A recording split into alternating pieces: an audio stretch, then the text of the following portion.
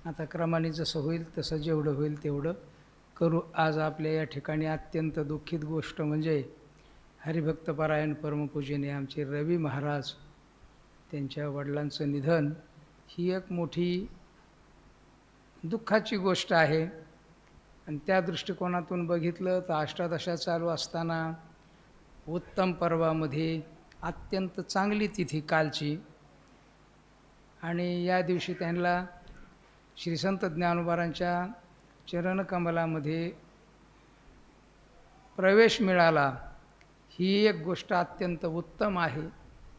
म्हणून मृत्यू अत्यंत छान सुंदर चांगल्या प्रकारच्या काळामध्ये आणि इतके सगळे साधुजन त्या अंत्यविधीला उपस्थित राहणार अशा प्रकारची त्यांची भाग्याची स्थिती. म्हणून आजार शरीर देह सगळ्यालाच ध्यानात राहत नाही, फक्त नाही तर मरावं लागतं हे ध्यानात ठेवावं लागतं माणसाला. हेच ध्यानात राहत नाही एवढंच फक्त चुकीचं आहे, नाही तर बाकीचं सगळं बरोबर आहे.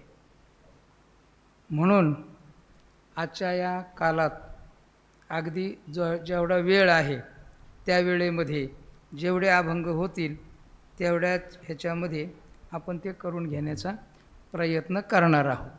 मला जसं सुचल तसं मी चिंतन आपल्यापुढं मांडणार आहे. एखाद्या शब्दाचा अर्थ एकाही शब्दाचा अर्थ कळत नाही आपल्याला खऱ्या अर्थाने, पण तरीसुद्धा जे काही कळतं त्यातलं थोडंफार जर नाही कळालं तर खालून पटदिशी किंवा डॉक्टर महाराज सांगतील किंवा मग परमपूजनीय आमचे गेठे महाराज या ठिकाणी आहेतच, ते लगेच सांगतील हे चुकलं म्हणून. त्यामुळं मग मला सहकार्य होऊन जाईल. अभंग माझ्याकडं आलेला हा 2299 असा अभंग आहे. हां याच्यात क्रमांक आहे, हा कुठला असेल त्याला काय तेव्हा, पण अभंग तोच आहे. भयाची तो आम्हा चित्ती राहो खंती शकेची ना, कारण समर्पिलो जीवे भावे काशा भ्यावे कारणे. श्री संत जगद्गुरु तुकोबारायच्या आपल्या जीवनाचं समर्पण अखिलकूट ब्रह्मांड नायक परमात्म्याच्या सगुण निर्गुण स्वरूपाला केल्याचा परिणाम भीती नावाची गोष्ट अंतःकरणात राहत नाही. भक्ताचे लक्षण सांगताना देवाने पहिलं लक्षण सांगितलेलं आहे अभयम. अभयता हे त्याचं सर्वश्रेष्ठ लक्षण आहे एक प्रकारचं. दैवी संपत्तीमध्ये अभयम सत्वसंशुद्धिर ज्ञान योग व्यवस्थिती ही दानंदमश्च यज्ञस्य स्वाध्यायस्तपार्जवम अहिंसा सत्यम क्रोधस, हे सगळे जे लक्षण आहेत त्यात पहिलं लक्षण आहे अभयता. म्हणून भयाची तो आम्हा चित्ती. आणि खंती शब्दाचा अर्थ दोन प्रकारांनी थोडासा अंतराने असा करता येईल. एखादी गोष्ट करायची राहिली की माणसाला निर्माण होते ती खंत, आणि एखादी गोष्ट करायची आहे त्याची असते काळजी. असा खंत किंवा खंती शब्दाचा अर्थ करता येतो. करायची राहिली तर त्याची खंत राहते आणि ती गोष्ट पूर्ण होत नाही याची खंत असते. आणि करायची जर असेल आणि आपल्याकडे वेळ असेल तर मग त्याची काळजी राहते आणि ती करतो मनुष्य. अशा दोन अर्थाने. मग आता चिंता या अर्थामध्ये पण घ्या आणि खंती या अर्थामध्ये सुद्धा घ्या. महाराज सांगतात भय निरसली खंती तुम्हे सांभाळिले संती, भय निरसले म्हणजे खंती. तिथेही असे दोन अर्थ करता येतात आणि इथेही करता येतात. तिथे एकच अर्थ केला तरीसुद्धा चालतो. महाराज सांगतात भय निवृत्त झालं, कारण भक्ताच्या लक्षणामध्ये अभयम हे सर्व. बऱ्याच ठिकाणी भय नाही जन्म घेता मोक्ष सुखा हानू लाथा, किंवा लाज भय शंका. भय हे निवृत्त केलं म्हणजे ते झालं. आपल्या भक्तीच्या क्रियेच्या द्वारा भयनिवृत्ती हे परमार्थातलं सर्वात मोठं फल आहे. आणि मग कोणाचं भय नाही तर सामान्य माणसाचं, पशु पक्षी कशाचंच भय नाही. कारण मृत्यूचं भय ज्याच्यातून निवृत्त होतं त्याच्या अतिरिक्त दुसरं कुठलं भयच नसतं. म्हणून हे सर्वात मोठं भय आहे आणि ते भय निवृत्त झालं. भयाची तो आम्हा चित्ती राहो खंती शकेची नाही, शक्य नाही, अजिबात राहिलं नाही. कारण काय? महाराज सांगतात समर्पिलो जीवे भावे. जीव आणि भाव या दोन्ही गोष्टींना मी समर्पित झालो. जीव म्हणजे जीवत्व दशा निवृत्त झाली ज्ञान लक्षणात्मक वृत्तीच्या द्वारा, आणि भाव हा भक्तीचं कारण आहे. म्हणून तो भावही सुद्धा प्रेममय अंतःकरण वृत्तीचा देवाशी समर्पित असल्यामुळे भक्तीचा उच्चांक आहे. म्हणजे भक्तीनेही सुद्धा आणि ज्ञानानेही सुद्धा समर्पिलो. असं होतं का? तर होतं. वारकरी संप्रदायाचं वैशिष्ट्य आहे की ज्ञानोत्तर भक्ती होते आणि ज्ञानाने मृत्यूसुद्धा निवृत्त होतो, म्हणजे जीवत्व दशा निवृत्त होते. म्हणून जीवे समर्पिलो आणि भावे समर्पिलो. जीवाने समर्पित होणं ही माणसाची इति कर्तव्यता आहे, किंवा कर्तव्यपरायणता म्हणजे काय? तर जीवाने समर्पित होणं हीच कर्तव्यपरायणता आहे. आणि भावाने समर्पित होणं हा त्याचा आनंद आहे. एकदा का कर्तव्यपूर्ती प्राप्त झाली की मग भावाने मनुष्याला आनंद उपभोगता येतो. आणि याच अर्थाचं प्रमाण आता दिवस चारी खेळी वेळ, अशा स्वरूपाची एकंदरीत महाराजांच्या जीवनातली घडलेली गोष्ट महाराज सांगतात. जीवे भावे. ज्ञानाने निवृत्त होतं ते जीवत्व, आणि भक्तीने प्राप्त होतं तो अभयता आणि आनंद. अशा प्रकारची जी गोष्ट आहे ती माझ्या जीवनात प्राप्त झाली. मग जीवे भावे समर्पिलो. कशा भ्यावे कारणे? कशाकरता भ्यायचं? काय कारण आहे भिण्याचं? कारण भिण्याचे कारणच निवृत्त झाले. सगळ्यात कारण आहे अज्ञान. ते अज्ञान निवृत्त झालं. आणि दुसरी गोष्ट काय? रिकामा वेळ ज्याला असतो त्याला भीती असते. आमचा वेळ रिकामा नाही आहे, आमचा भक्तीमध्ये चाललेला आहे, त्यामुळे आम्हाला भय नावाची गोष्ट नाही. कारणच नाही राहिलं भीतीचं. करीन ते कवतुके. कवतुक हा शब्द वारकरी संप्रदायातला श्री संत जगद्गुरु तुकोबारायचा अतिशय प्रेमाचा आहे, आवडता आहे. त्याचं कारण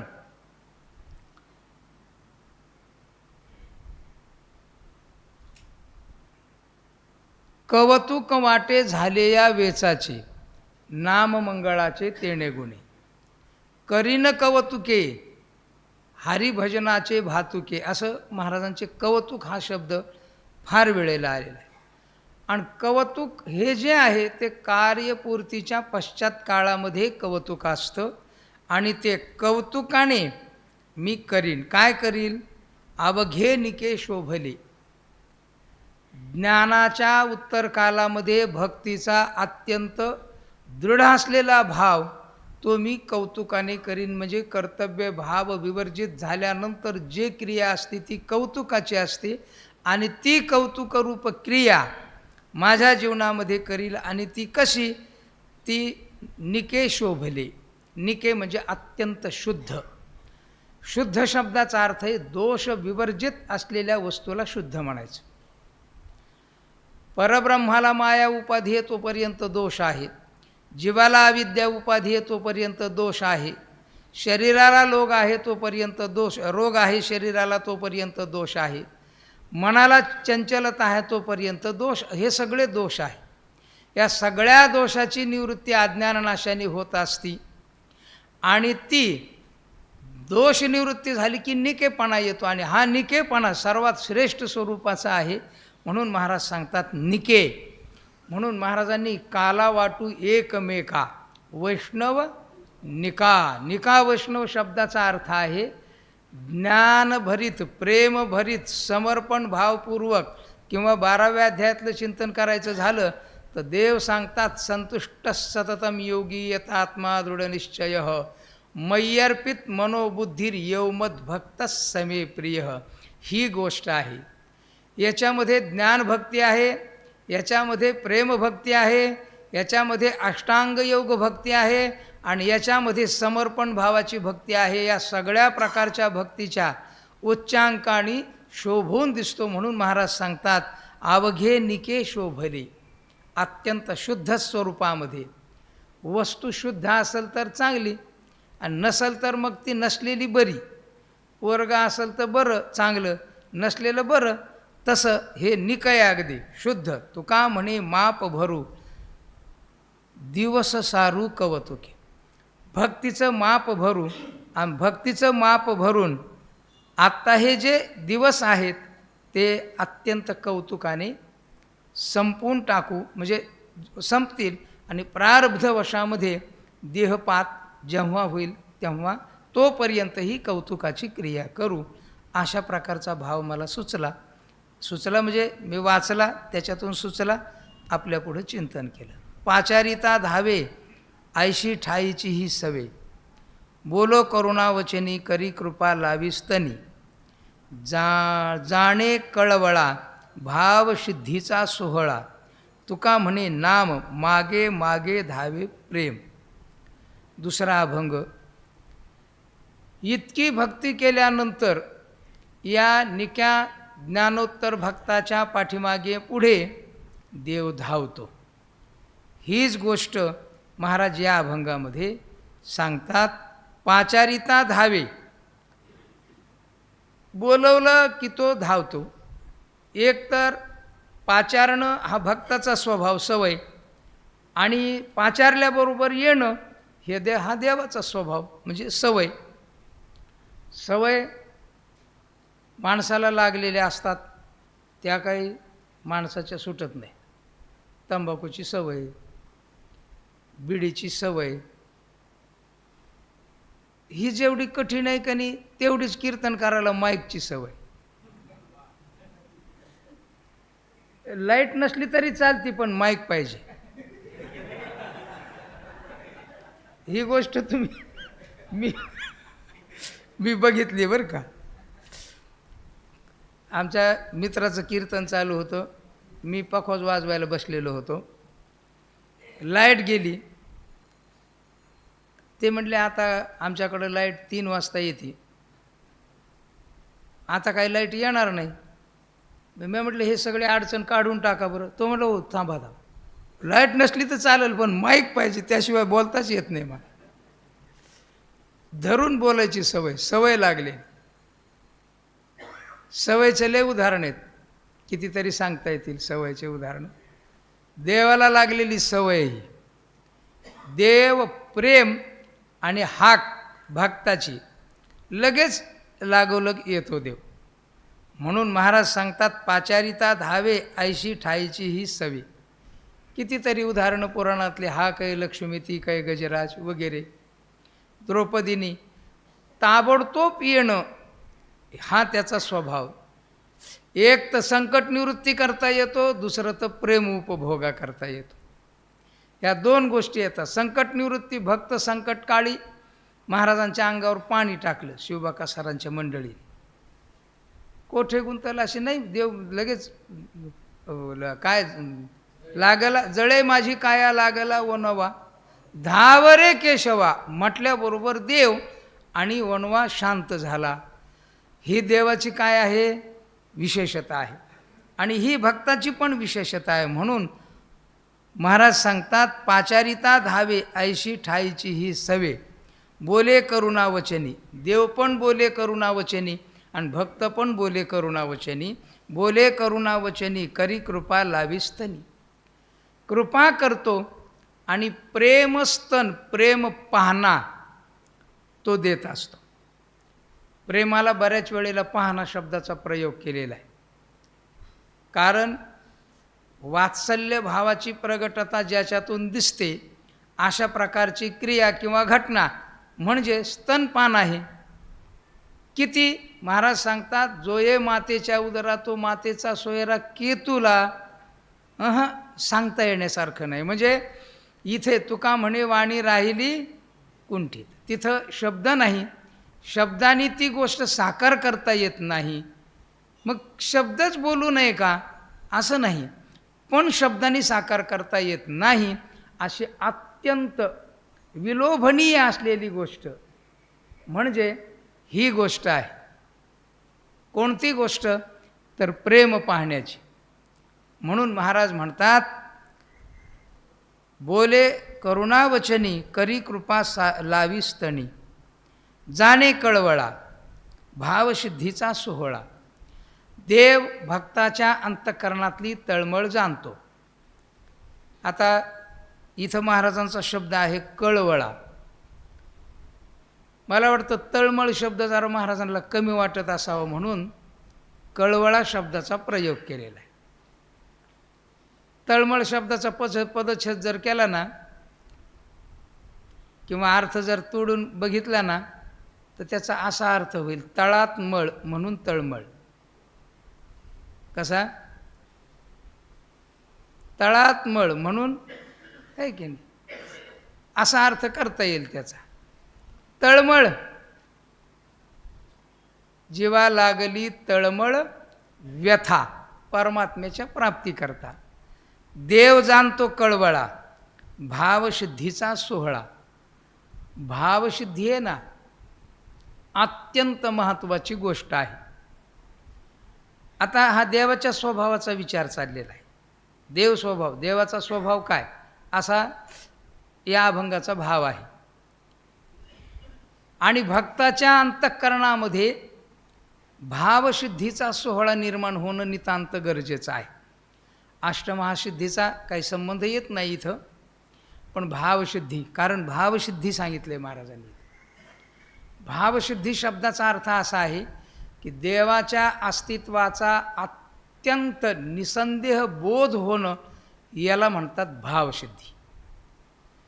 ही जी भावसिद्धी आहे ना, ही भावसिद्धी सगळ्याच्या अंतःकरणात आहे, आपल्या गंध लावलेल्या माणसांच्या, असं काही गृहीत धरू नका. एका मोठ्या माणसाला, प्रसिद्ध कीर्तनकाराला बोलताना मी ऐकले, प्रश्न विचारला. ते म्हटले, आमचाच अजून देव आहे का नाही याच्यावर विश्वास नाही म्हटले. असं बोललेत.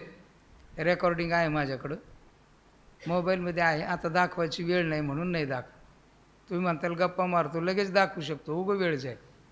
दाखवू का? नको ना. म्हणजे गंध लावला म्हणजे देवाच्या अस्तित्वाचा निसंदेह बोध होतो असं अजिबात नाही. आणि हीच भावसिद्धी आहे. ही भावसिद्धी जेव्हा होते ना, तेव्हाच महाराज म्हणतात, त्याशी लाभ उठाउठी. काय?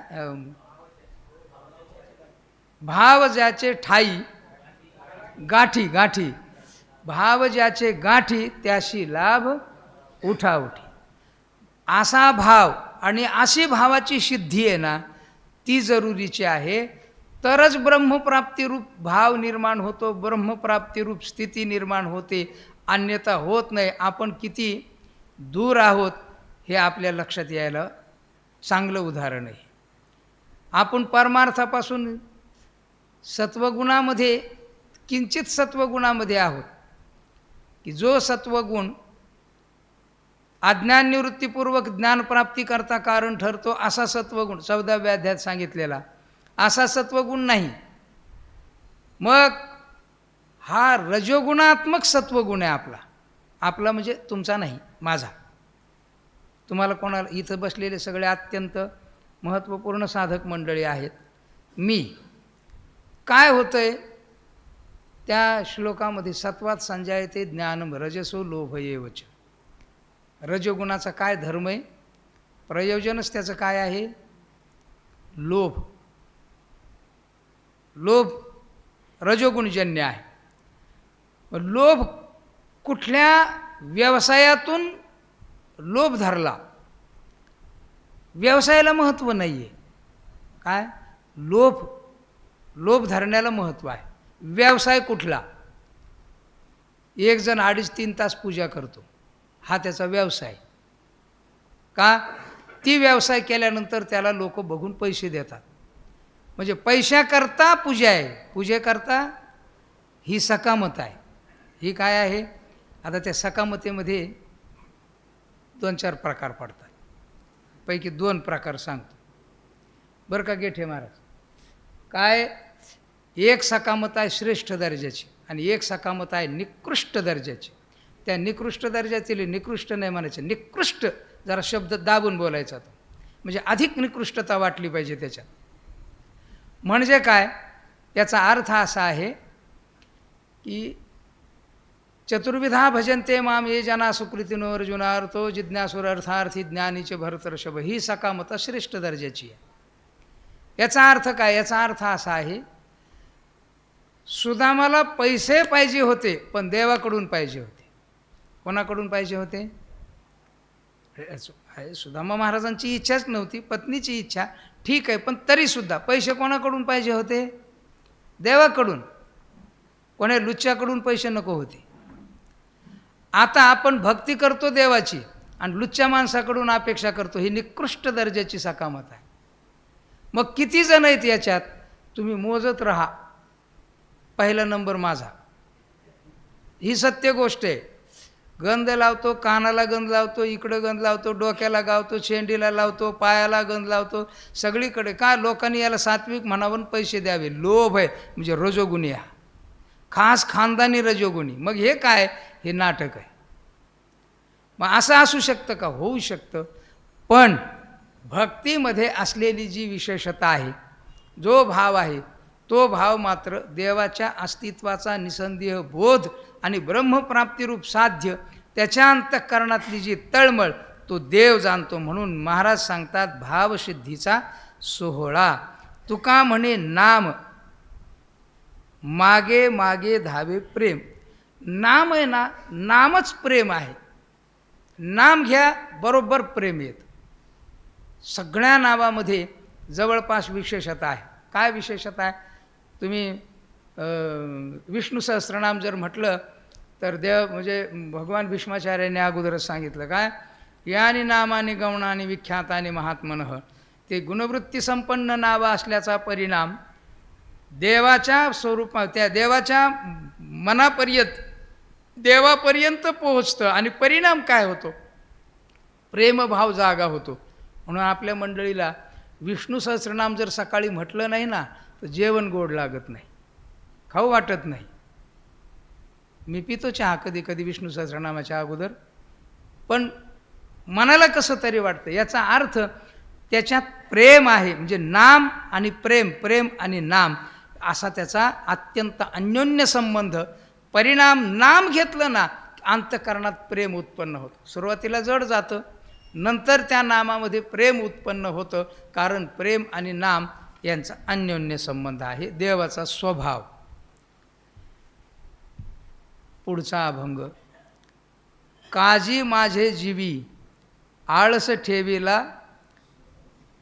आता नामात प्रेम आहे, नाम घेतल्याबरोबर प्रेम होतं, बरोबर आहे. नाम घ्यायला जड जातं ना, हा आळस आहे. महाराज देवाबरोबरच बोलतात साक्षात. काजी माझे जीवी आळस ठेवीला गोसावी. एवढा घात आणिक काय चिंतनाशी अंतराय. देह आत्मवादी केला घात कुबुद्धी. तुका म्हणे मन कळवळी वाटे क्षीण. काजी माझे जीवी, माझ्या जीवामध्ये, माझ्या शरीरामध्ये, मनामध्ये, अंतःकरणामध्ये, हे गोसावी स्वामी, हे देवा, तुम्ही आळस का ठेवला? आता याच्यापेक्षा दुसरा काय घात असू शकतो? आळसासारखा शत्रू नाही आणि कर्तव्य परायणतेसारखी भक्ती नाही. ही गोष्ट आहे. म्हणून आळस अत्यंत. आता तुम्ही फार मोठे भाग्यवान आहात की तुमच्यामध्ये आळस नाही. पहाटे 4ला उठतात. महाराजांना मी बघतो कधी कधी 4लाच. त्यानंतर काही मंडळी येतं, मी बघतो कधी कधी पहाटे 4:45, 5ला. माझ्याच्याने उठणंच होत नाही. किती वाजता उठतो मग मी? मग तुम्ही म्हणता मग आम्हाला कसं पाहतो? कधी कधी पाहतो. पहाटेच उठून स्नान करून 4:45ला प्रदक्षिणेला लागलं. माऊलीच्या मंदिरात 6:45 वाजता. हरिभक्त पारायण परमपूजनीय विठ्ठल महाराज घुले बरोबर 5:45ला मंदिरात असत कंप्लेट. कारण मी 5:45ला मंदिरात असायचा, कारण मला 6:30ला पाठ असायचा. त्यामुळं 5:45ला मंदिरात यायचं. काय हे जीवनभरची तपश्चर्या. अवघड आहे. आळस नावाची गोष्ट इतकी भयंकर आहे. काय काय माणसाला इतका आळस आहे, त्या आळसाच्या गोष्टी सांगतात ना, ही खरीच गोष्ट असू शकते. त्याच्या होटाच्या आणि नाकाच्या मध्ये पडलं ते जांभळ. त्यांनी शेजाऱ्याला सांगितलं, एवढं आत लोटतोस का, ती खरीच गोष्ट असू शकते. इतका आळस. काय कमाल आहे. आमचा एक मित्र आहे, शास्त्री आहे. इतका आळस त्याला झोपेचा, 2-2 दिवस तो टॉयलेटला जात नाही. ही सत्य गोष्ट आहे. म्हणजे त्याला मी इथं आणून सांगायला लावू शकतो. 2 दिवस का झोप आली, जाऊ आता उद्या. खरा कळस आहे हा आळसाचा. आता स्वतःच्या शरीराच्या क्रियेच्या बाबतीत जर इतका आळस, तर नामचिंतन, भक्ती, गंध लावणं, आंघोळ तर त्याहूनही अवघड. ह्या सगळ्या गोष्टी इतक्या कठीण आळसाच्या येतात. ह्याच्यापेक्षा काय घात असू शकतो दुसरा देवा. म्हणून एवढा घात आणि काय, ह्याच्यापेक्षा आणि काय मोठा घात असू शकतो. चिंतनाशी अंतराय.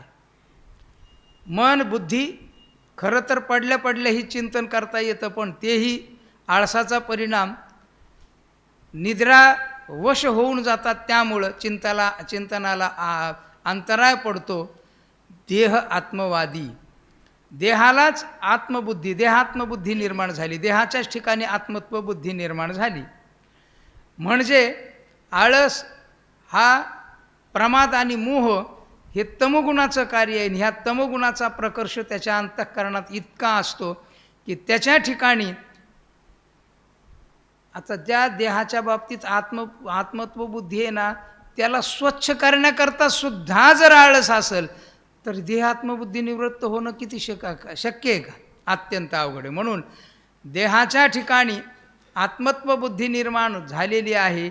आणि ती कुठपर्यंत असते? जोपर्यंत ब्रह्मभाव निर्माण होत नाही, आत्मभाव निर्माण होत नाही, तोपर्यंत. मग हे आपलं काय आहे? आपलं सध्या नुसतं बोलणं चालू आहे. आत्मा सद आहे, चिद आहे, आनंद आहे, आणि हे सच्चिद आनंदसुद्धा व्यावर्तक आहेत वगैरे वगैरे. अत्यंत सूक्ष्म चिंतन करतो आपण, पण ते तिथपर्यंत पोहोचल्याशिवाय जात नसतं. म्हणून देह आत्मवादी केला घात कुबुद्धी. ही कुबुद्धी आहे. या म्हणून महाराजांनी सांगितलं, दुर्बुद्धी ते मना कदा अनुपजो नारायण. आणि ही जी आत्मबुद्धी आहे ती एकच आहे, ती परमात्म स्वरूपापर्यंत जाते. देवाने सांगितलं, तुका म्हणे मन कळवळी वाटे क्षीण. मन कळवळतंय न वाटे क्षीण. अर्थात ह्या शेवटच्या टोकावरून महाराजांनी ही एक जी भूमिका प्रतिपादन केलेली आहे, तीही सुद्धा साधक भूमिका आहे. ती अत्यंत तळमळीची भूमिका आहे. क्षीण वाटतो, तळमळ वाटते, कळवळ वाटते, देवाची भक्ती होत नाही, असं सदा चिंतन आहे. आईशी चिंता करी सदा, हीच गोष्ट महाराजांनी इथं सांगितली. म्हणजे त्यांच्या शरीरामध्ये आळस होता असं मात्र नाही, पण हाही एक भाव. आणि आत्ता आपल्याला बघायला मिळतो सज्जनांच्याकडे, तो आपण इथे अनुभवायचा. दर्शनाचे आर्त जीवा बहुदेवा राहिले, आता जाणशी ते करी विश्वंभरी काय उणे. जेथे जरी उरे चिंता, कोण दाता याहुनी. तुका म्हणे जाणवले आम्हा भले एवढेची. दर्शनाचे अर्थ जीवा. आर्त भाव हा जीव दर्शनाच्या करता. तुम्ही आपण ज्या वेळेला पंढरपूरला जातो की नाही, म्हणजे आषाढी कार्तिकीला नाही, आषाढी कार्तिकीला कोणीच महाराज दर्शनाला जात नसतात, कारण इतका वेळ देवाला त्रास देण्याची अपेक्षा महाराजांच्याकडे नसते. 15-20 तास देवाला कशाला त्रास द्यायचा? कारण निजल्याने घाता उभा पांडुरंग. आणि हा जर कीर्तनकार वारीत उभा राहिला तर देवाला काय करावं लागेल, ही चिंता असते. म्हणून दर्शनाला जात नाहीत मंडळी आपली. मग मध्यंतरी जातात. मध्यंतरी गेल्यानंतर इतकं स्पीड तिथं गेल्यावर वाढतं. पंढरपुरात माझं वाढतं बरं का. चला चला चला आपल्या पुढं कोणी जाता कामा नाही. आणि मग असं पटकीन दर्शन घ्यावं वाटतं सगळ्याचपेक्षा. आणि थोडा वेळ थांबू द्यावं वाटतं त्या माणसाने. गर्दी नसल्यावर थांबू देतात बिचारे 2 मिनटं, 1 सेकंद, 2 सेकंद. ही जी आर्तता असते का नाही तिथं गेल्यानंतर, ती खऱ्याच अर्थाने त्याला जग माणूस कोणी काय दिसत नाही. त्याला फक्त देवाच्या दर्शनाची तिथं गेल्यावर आपल्या अंतःकरणातली भावना. महाराजांचं तर महाराजांचंच, त्याला काही हे नाही. एवढी जी आर्तता आहे जीवामध्ये निर्माण झालेली, बहुदेवा राहिली, ती राहिली आर्तता दर्शनाची राहिली. आता जाणशी ते करी. आता माझ्या अंतःकरणामध्ये जी इच्छा आहे दर्शनाची ती तर राहून गेली. म्हणजे सगुण साक्षात्काराची अपेक्षा राहून गेली. मग आता तुला जे वाटेल ते कर देवा, कारण तू जाणता आहे. देव जाणता, देव जाणता. आता जाणशी ते करी, विश्वंभरी काय उणे. तो विश्वंभरच आहे, सगळ्या जगाचं भरण पोषण करणारा आहे. तो स्थूल शरीराचं भरण पोषण करतो, तसंच सूक्ष्म शरीराचं करतो. आणि सूक्ष्म शरीरांतर्गत असलेल्या आर्त भावाचं सुद्धा भरण पोषण करणार आहे. म्हणून तो विश्वंभर. म्हणून देवा तुमच्याकडं काहीही उणं नाही, तुम्ही विश्वंभर आहात. काय उणे. येथे जरी उरे चिंता.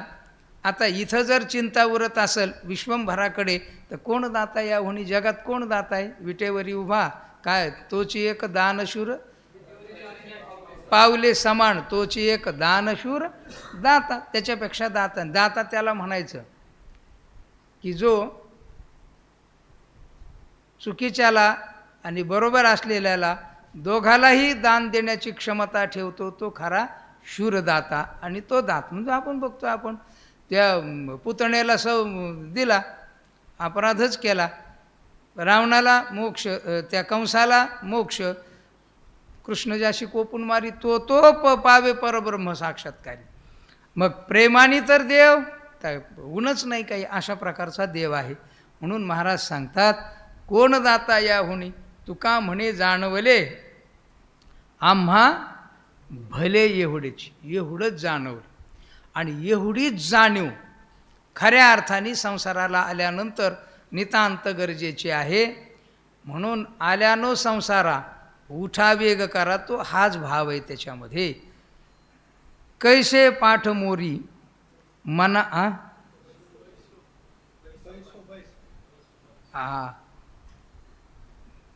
दिसायला कमी झाले वाटतं. बैसो पाठ मोरी मना वाटे तैसे करी, तरी तू जाणशी आवडी बाळा बहुतांची परवडी. आपुलाल्या इच्छा मागे जया व्हावे तैसा. मागो जया व्हावे तैसा. तुका म्हणे आई नवेशी उदास विठाई. जगद्गुरु तुकोबार आहे. दर्शनाची आस तुझ्यासारखा शूरदाता नाही, एवढंच मला जाणवलं. आणि आता समजा आम्ही पाठमोरे होऊन बसलोत.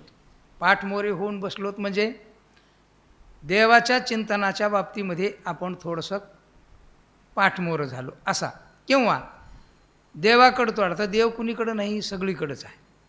म्हणून बैसो पाठमोरे मना वाटे तैसे करी. कदाचित मनामध्ये काहीतरी भाव निर्माण झाले आणि माझ्याकडून काही विकारित भावना निर्माण झाली समजा, तरीसुद्धा देवा परी तू जाणशी आवडी. पण तू माझ्या अंतःकरणातली जी आवड आहे ती जाणतो आहेस. आवड संसारात असते ती सापेक्ष आणि परमार्थात असते ती निरपेक्ष. परी तू जाणशी आवडी बाळा बहुतांची परवडी.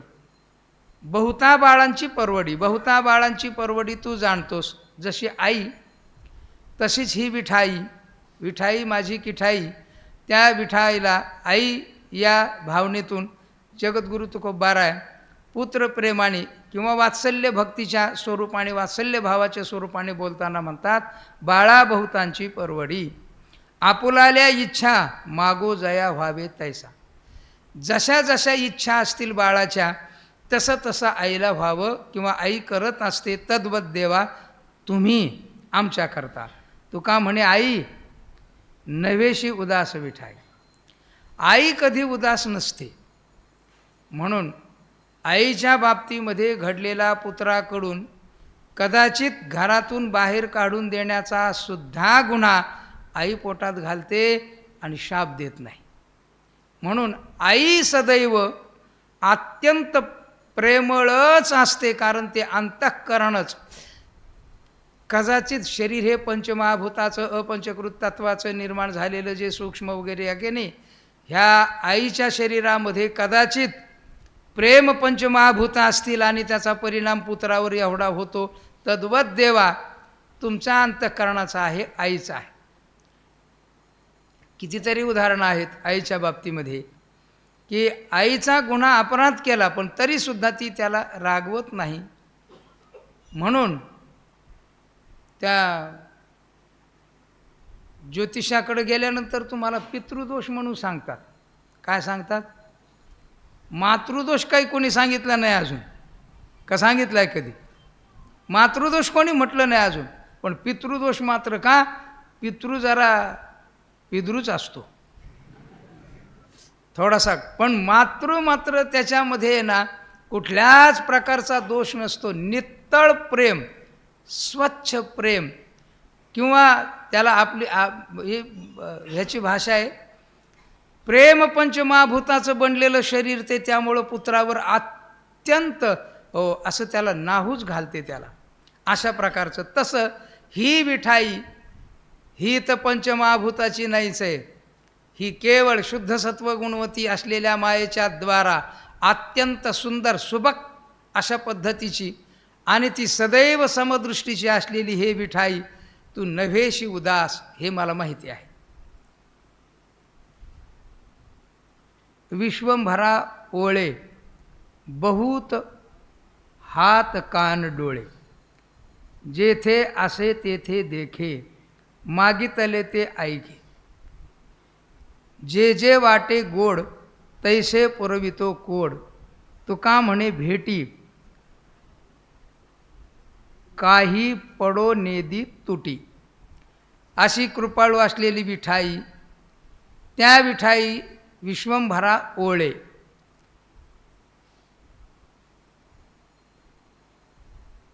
विश्वंभरा म्हणजे विश्वाचं भरण पोषण करणारा जो परमात्मा, त्या परमात्मा. ओळे म्हणजे त्याच्याकडे जाणे, शरण जाणे, त्याच्याशी संबंधित होणे. ओळे कुठल्या तरी एका प्रमाणात ओळे शब्द आलेला आहे, तो याचा अर्थाचा आहे. त्याला किती डोळे आहेत? बहुत हात कान डोळे. तो विश्वंभर आहे, दिसतं त्याच्याने. सगळे उपनिषदातले श्लोक बघून घ्या, सगळे त्याच्यामुळेच आहे. म्हणून तो विश्वंभर आहे. आणि विश्वंभर आहे म्हणून डोळे किती येतं? वेदामध्ये त्याला सांगताना सांगितलंय सहस्त्र नयन आहेत. सहस्त्र हे उपलक्षणाने म्हटलेलं आहे. सहस्त्रावधी, सहस्त्रावधी कान, सहस्त्रावधी शिर, सहस्त्रावधी हात. म्हणून इतकी सगळी आता सध्या 600 कोटी लोकसंख्या या जगाची. अजून कुणीकडं काय असतील माणसं, माणसांचीच चालली ही, बाकीची नाही. या सगळ्यांच्या तृप्त करण्याची शक्ती आणि हात ज्याच्याकडं आहे तो काय? अनेक वक्त्र, हे 11व्या अध्यायामध्ये तीच. त्याला म्हणूनच विश्वंभर किंवा विश्वरूप अशा भावात महाराज बोलतात. बहुत हात आणि बहुत कान आणि बहुत डोळे असं त्याला आहे. म्हणून आपल्याला वाटतं तो काय बघत नाही. आपण हरिभक्त पारायणेत केलेलं पाप कोण बघतंय? दुसरं लोकांना तर कळत नाही. मग नाही, पण ते देव बघतो, ही गोष्ट नक्की आहे. भावनाही बघतो, सगळंच बघतो तो. असा बघणारा आहे तो. जेथे असे तेथे देखी. जिथं आहेस ना, अगदी सांदीमध्ये बसलेला आहेस, तेथे देखे, तिथे पाहतो. मागितले ते ऐके. आणि कुठेही तुम्ही अगदी मनातल्या मनात मागा, शब्द बाहेर उच्चारायचा नाही, तरीसुद्धा ते मुंगी के पाव में घुंघरू बजत आहे, वही भगवान सुनता है की नाही. जे जे वाटे गोड तैसे पुरवितो कोड. जे अपेक्षित आहे ना भक्ताला ते ते पुरवितो कोड. ती अपेक्षा पूर्ण करतो त्याची. तुका म्हणे भेटी काही पडो नेदी तुटी. भेटी करता देवाच्या तो देवच भक्ताच्या भेटी करता तुटी पडू देत नाही. एक दुसरी गोष्ट अशी, देव हा व्यापक आहे आणि व्यापक देवाचा बोध जर झाला तर मग भेटीत अंतर होतो कुठे? तोच त्याला भेटतो अशा प्रकारचा भाव. आणि दुसरा, प्रेमलक्षणात्मक वृत्तीच्या द्वारा सगुण देव सदैव मागे पुढे उभा राहे संभाळी. त्यामुळं भेटीला तुटी पडू देत नाही. दाटे कंठ लागे डोळ्या पाझर गुणाची अपार वृष्टी करी. तेणे मुखे छंदे घेईन सोहळा होऊनी निराळा पाप पुण्या. तुझ्या मोहे पडो मागील विसर आलाप सुस्वर करीन कंठ. तुका म्हणे येथे पाहिजे सौरस तुम्हा विण रस गोढ नवी. खंडागळे महाराज कुठे गेली? हो, गायनाचार्य. वा, भाव धरून, म्हणजे त्यांचा सख्खा भाव नाही, त्यांच्या अंतःकरणातला भाव धरून म्हणत असतात ते. छान म्हणतात, सुंदर. त्यांची आठवण आली मला आणि ते भेटले बी होते अत्यंत. ते जे जोग महाराज सप्ताहामध्ये गायला असतात छान. एक दोन चाली छान ऐकल्या मी त्यांच्या. आपल्या इथं बरेच लोक बऱ्यापैकी गायला लागले आता. गाण्यामध्ये आता खूप झाले पण तरीसुद्धा छान. त्यापैकी आमचे खंडागळे महाराज, मला नावच आठवेना, कैलास. वा, कैलास महाराज गुरुजीकडे होते ना. ते गुरुजी असताना किती वर्ष होते हो? 2 वर्ष होते गुरुजींच्याकडे. म्हणजे मला आठवतं, तुम्हाला आठवतं की नाही मला नाही आठवत, पण होते गुरुजीकडे. त्यामुळं माझा, आणि गाणं छान गोड असं गातात. दाटे कंठ लागे डोळे पाझर. अष्ट सात्विक भाव ज्याला म्हणतात ना, ते आपल्या भक्तीमध्ये निर्माण झाले पाहिजेत. अंतःकरणातला भाव असा जागृत झाला पाहिजे आणि त्याच्या सगुण साकार प्रतिमेशी, सगुण साकार रूपाशी, समोर मूर्ती नसताना सुद्धा, समोर काहीही नसताना सुद्धा सगुण साकार मूर्तीचं ध्यानसुद्धा आलंबनात्मक स्थिती निर्माण करून माणसाच्या डोळ्याला पाझर निर्माण करून देते. अंगादी वगैरे त्या श्लोकाप्रमाणे गुणाची अपार वृष्टी करी. त्याच्या गुणाची म्हणजे ईश्वर गुणाची वृष्टी करतो आणि याच्या गुणाची सुद्धा ईश्वरावर हा वृष्टी करतो. ईश्वराच्या गुणाची वृष्टी भक्त ईश्वरावर करतो आणि ईश्वरसुद्धा असा परस्पर भाव. याला भक्तीतला ओतप्रोत भाव म्हणावा, भक्तीतला. आणि तो इथे घडत असतो. म्हणून महाराज ही गोष्ट सांगतात, अंतःकरणातल्या या सात्विक भावाचा परिणाम. तेणे मुखे छंदे होईल सोहळा. तेणे सुखे छंदे, त्या अत्यंत सुखामध्ये, त्या छंदामध्ये सुखाचा सोहळा अत्यंत उत्तम दर्जाचा होईन आणि होऊनी निराळा पापपुण्या. या भक्तीच्या, ज्ञानोत्तर कालातल्या भक्तीच्या देह आत्मस्थितीचा परिणाम, या देहविवर्जित आत्मस्थितीचा परिणाम परमात्म स्वरूपाशी, सगुण साकार स्वरूपाची प्रेमभाव ज्या वेळेला उत्पन्न होतो त्यावेळेला पापपुण्याच्या अतीत होतो. म्हणजे त्या भक्तीचं पुण्य नाही आणि त्या न केलेल्या भक्तीचं पाप नाही, अशा प्रकारच्या सुंदर स्थितीला तो प्राप्त होतो. होवुनी निराळा पापपुण्या किंवा होवोनी निराळा पापपुण्या तेने सुखे छंदे घेईन सोहळा, असा त्याचा अन्वय करा. तुझ्या मोहे पडो मागील विसर. देवाच्या मोहामध्ये, मोह हा शब्द तसा संसाराकरता सदैव वापरला जातो, पण भक्तीमध्ये जर भक्तिप्रेमाचा जो परमात्म्याचा मोह हा शब्द जर प्रयोग केला तर अतिशय गोड लागतो. म्हणून मोह संसारातला शब्द महाराजांनी उचलला आणि परमार्थात आणला. एवढा मोठा त्याचा अर्थ की अर्थच करता येत नाही असा अर्थ झाला त्याचा. महाराज म्हणतात तुझ्या मोहे पडो, तुझ्यामुळे असा बी अर्थ होतो त्याचा. तुझ्या मोहे म्हणजे मोहाने असा बी अर्थ होतो त्याचा. तुझ्या मोहे पडो मागील विसर. मागे ना, मागे प्रपंचाच्या घडलेल्या घटना किंवा असलेला जो प्रपंच जिवंत असताना लोक म्हणतात की नाही माझ्या मागं संसार आहे हो, माझ्या मागं संसार आहे हो, ते मागचं दिसलंच नाही पाहिजे. महाराज सांगतात मागील विसर पडावा पडो आलाप सुस्वर करीन कंठ. आणि आलाप कंठातून सुस्वर अशा स्वरूपाचा करीन म्हणजे होईन तुझ्या कृपाशीर्वादाने, तुझ्या गुणवृष्टीच्या द्वारा. तुका म्हणे येथे पाहिजे सौरस, तुम्हाविण रस गोड नाही. सौरस असेल तर रस, सौरस नसेल ना, म्हणून माणूस रसिक असणं नितांत गरजेचं आहे. गायन वादन यामध्ये रस घेतला पाहिजे, पण पिक्चरच्या गाण्याच्या गायन वादनामध्ये रस नाही घेतला पाहिजे.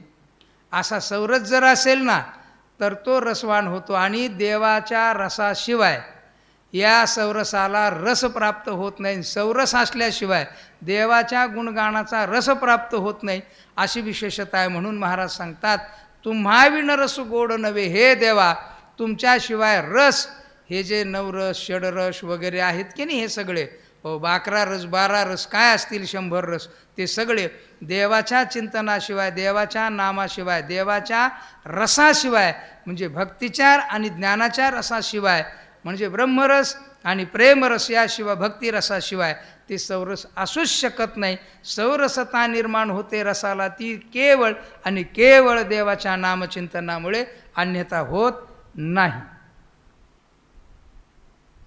10:30 झाली आहे की नाही, अजून 10:15 झाली. पसरुनी राहिलो बाहो सोयी आहो तुम्हाची ये, तुमची ये.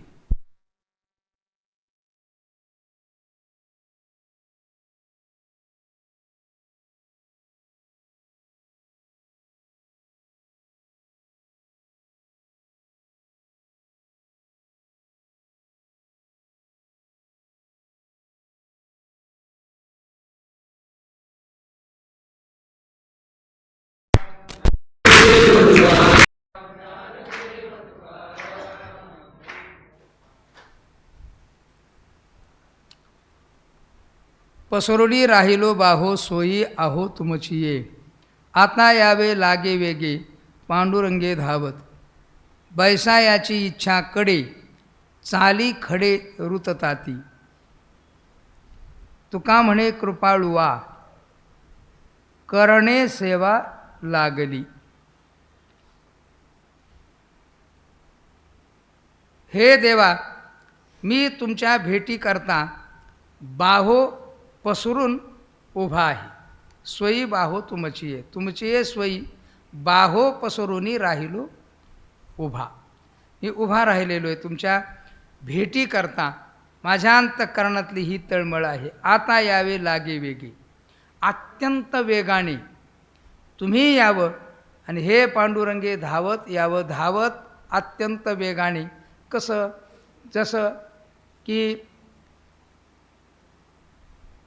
परमात्म्याच्या भेटी करता, ह्या हत्तीच्या भेटी करता किंवा हत्तीच्या संकटातून हत्तीला सोडवण्याकरता देव जसे वेगाने आले ना, तसंच तुम्ही आता माझ्या करता, किंवा द्रौपदी करता वेगाने आले ना, तसंच तुम्ही आता वेगाने या आणि मला भेट द्या. बैसायाची इच्छा कडे चाली खडे रुतताची. काय अर्थ याचा? हां हां हां, कडे कडे, हां, कडेवर बसण्याची माझी अपेक्षा आहे. चाली खडे रुतताती म्हणून बैसायाची इच्छा, कडे बैसायाची इच्छा, खडे रुतताती म्हणून हां चालताना पंढरीच्या रस्त्याने पायाला आपण छान छान बूट घेतो त्या काळामध्ये, तरीसुद्धा इकडून तिकडून फोड येतातच. आणि मग वाटतं बसावा गाडीमध्ये सफारीत. जसं तसं देवाला महाराज म्हणतात की खडे रुततात म्हणून तुझ्या कडेवर बसावंसं वाटतं. संतसुद्धा साधक दमला ना की त्याला कडेवर घेतात. भागलिया मज वाहातील, हो, साधना करताना साधक दमला की संत कृपाळू असतात, कडेवर घेतात. म्हणजे काय, त्यांच्या शक्तीनं त्याला परमात्म स्वरूपापर्यंत साध्यापर्यंत नेऊन पोहोच करतात. हे तसं हे देवा मला आहे ना तुझ्या कडेवर बसण्याची अपेक्षा आहे. नाहीतरी देवाचं वर्णन करताना असं केलेलं आहे की काय विठू माझा लेकुरवाळा संगे, हा अभंग म्हणजे का गीत आहे का अभंग आहे? अभंगच आहे. हो, ते अगदी सगळ्यांचं वर्णन केलेलं आहे. चोखावा आहे खांदी, ज्ञानोबा आहे हाताला धरलेला आहे, असे सगळे भक्त तसं म्हणजे देवाच्या कडेवर. आणि नाहीतरी सगळं जीवन भक्ताचं देवाच्या कडेवरच असतं, कारण ते स्वतः काहीही क्रिया करत नाहीत. जी होते ती त्या देवाच्या कृपाप्रसादाने, अशीच त्यांच्या जीवनातली स्थिती असते. म्हणून महाराज सांगतात, मला तुमच्या भेटी करता येण्याकरता बाहू बसरून खडे रुततात, म्हणून इच्छा तुमच्या कडेवर बसण्याची आहे. तुका म्हणे कृपाळुवा करणे सेवा लागली. हे कृपाळुवा देवा, याकरता सेवा करावी लागली.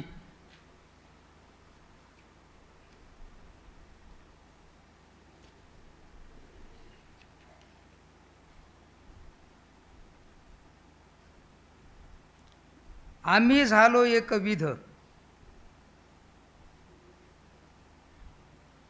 सुध्या सुधे आसावे. व्यक्ती तुमचा काय, यावरी तुमचा मेळ मोळा, तो गोपाळा अकळ. घेतले ते उगणे द्यावे, उसणे द्यावे, खांदी भावे विशेष, काही भावे विशेष. तुका म्हणे क्रिया नष्ट, तरी कष्ट घेतला. घेतसा, घेतसा.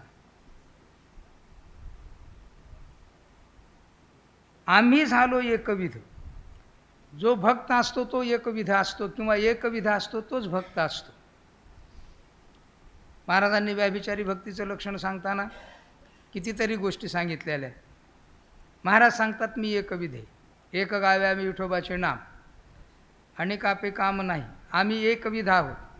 आमच्या जीवनामध्ये दुसरं काहीही येत नाही. एकनिष्ठता, आपल्या जीवनामध्ये एकनिष्ठता असावी, अनपेक्षता असावी, मग मात्र ब्रह्मरूप फल प्राप्त होत असतं.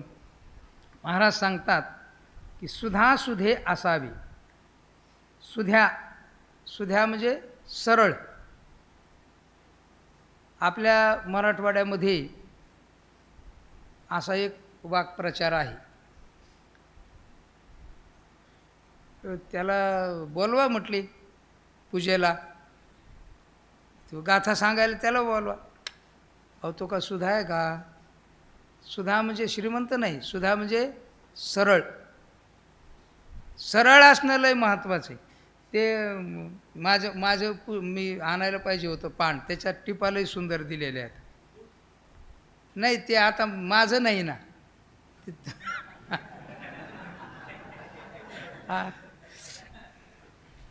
सुध्या सुधे असणे असावे, चांगलं चांगल्यात चांगलं असावं, असा त्याचा एकंदरीत भाव. यावरी तुमचा मोळा, मोळाच ना, हां हां स्वभाव मोळा. हां, यावरी तुमचा मोळा, तो गोपाळा अकळ. देवाचा कितीही प्रयत्न करून आकलन करण्याचा प्रयत्न केला, कितीही साधनांनी, तरीसुद्धा तो अकळला जात नाही. म्हणून दोन अर्थामध्ये अकळ शब्द येतो. एक शिल्लक अर्थात येतो, शिल्लक म्हणजे अवशिष्ट, आणि दुसरा म्हणजे अकलन होत नाही असा. अकळ म्हणजे कळत नाही असा, अकळ. आकळ कळल्यास योग्य असा. म्हणून महाराज म्हणतात, यावरी तुमचा मोळा तो गोपाळा अकळ. तुमचा स्वभाव इतका अकळ आहे.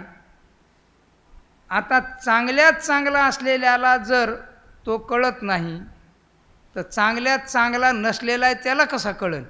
अत्यंत अवघड आहे असा त्याचा अर्थ. घेतले ते उसणे द्यावे. देवा जे ज्याचं घेतलं त्याला उष्ण द्यावं, हा माणसाचा स्वभाव असावा बरं का. काही काही माणसाचा स्वभाव लय भारी असतो. एकदा घेतलं ना ते परत द्यायचं नाही. का? जर त्याला परत द्यायचं असतं तर त्याने कशाला मला दिलं असतं असं तो म्हणत असतो, देतच नाही. आता सांगू नाही पण मी सांगतो तुम्हाला गोष्ट. माझ्याकडे यादी आहे. मी लोकांना कोणाला 70,000, कोणाला 80,000, कोणाला 50,000 पैसे मिळत होते, असे दिलेले. 28 लाख रुपये माझे बुडाले. किती? यादी आहे, नावासहित यादी आहे, म्हणजे ते चेष्टा सांगत नाही, ही गोष्ट सत्य आहे. किती बुडाले? आणि आता ते 28 म्हणजे आत्ताच्या काळामध्ये कदाचित ते 80-90 लाखाच्या पुढे. स्वभाव आहे त्यांचा बिचाऱ्यांचा, त्याला काय करू शकतो? इलाज नाही त्याला, त्यांचा स्वभाव. ते पण महाराजांनी नियम सांगितला, ज्याचं घेतलं त्याला परत, उष्ण घेतलं तर बरं का. म्हणून तर लोक व्याजाचे पैसे बुडवतात. ते म्हणतात हे थोडेच उष्णे होते, व्याजाने होते, बुडवून टाकले त्यांनी. काही भावे विशेष, ही गोष्ट अत्यंत महत्त्वाची आहे. काही भावे विशेष घेतले ते उसणे द्यावे. पण तुमचा स्वभाव देवा असा आहे, तुका म्हणे क्रिया नष्ट तरी कष्ट घेत असा. आम्ही क्रियानष्ट आहोत, तुमचं काय काय घेतलं आम्ही, आणि आम्ही तुमच्याकरता भाव दिला, तुम्ही त्याचं काही उष्ण दिलं नाही. आता देवाचं काय काय घेतलं, जेणे हा जीव दिला दान, इथून सगळं असं असं हे अगदी शेवटपर्यंतची गोष्ट आहे. खरं तर कर्तव्यपरायणता हीच आहे आपली. देवाने दिलं ना ते देवाला द्यायचं, काळाने दिलं ना काळाला द्यायचं, माणसाने दिलं ना माणसाचं माणसाला द्यायचं. आले का लक्षात? हो. पण मात्र हे अवघडच आहे आपलं. कसं आहे, कठीणच आहे. पहा, या संसारामध्ये तुम्हाला संसारातलं काही माहिती नाही आहे, तुम्ही ब्रह्मचारी आहात. पण बायको आहे ना, नवऱ्याचेच पैसे घेतील, नवऱ्यालाच व्याजाने देते. आहे का तुम्हाला माहिती आहे? इथं कोणी आहे का संसारिक? का सगळे ब्रह्मचारी? तसा आपला कार्यक्रम चाललाय. देवावरच उपकार. अरे वा, काय गंमत आहे खरंच. पण महाराज सांगतात तसं नाही. तुका म्हणे क्रिया नष्ट तरी कष्ट घेत असा, तरी सुद्धा तुम्ही कष्ट घेता.